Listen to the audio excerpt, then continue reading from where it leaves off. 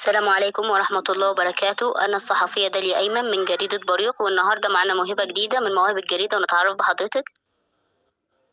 وعليكم السلام ورحمة الله وبركاته. اسمي إيمان عبد الجابر من محافظة كفر الشيخ، عندي 17 سنة. أهلا بيك يا إيمان، ممكن تعرفينا إيه موهبتك؟ أهلا بحضرتك. موهبتي الكتابة. ممكن تعرفينا إزاي بدأتي في مجال الكتابة؟ بدأت الكتابة عن طريق كتاب قلوب ناطقة وكتاب أشرطة الكراسي. ممكن تقولي لنا مين كان أكبر دعم ليكي؟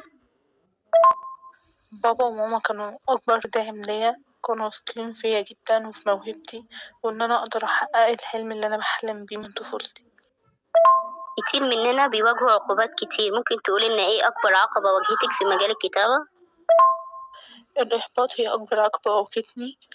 دايما الناس كانت تحبط فيا وتقولي لا انت ما انتش موهوبة، مش بتعرفي تكتبي، وانتي الكتابات دي مش بتاعتك. كانت دايما شاكة ان انا مش موهوبة وان انا مبعرفش اكتب.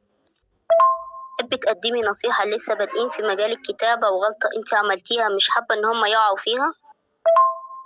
انصحهم بان هما ما يسمعوش كلام الناس المحبطين اللي بتحاول تحبطهم. خلي عندك ثقة في موهبتك وثقة في نفسك، وانت هتنجح وهتحقق كل اللي انت عايزه. تمام يا إيمان، اتشرفت جدا بالحوار معاكي. كانت معكم الإعلامية داليا أيمن من جريدة بريق.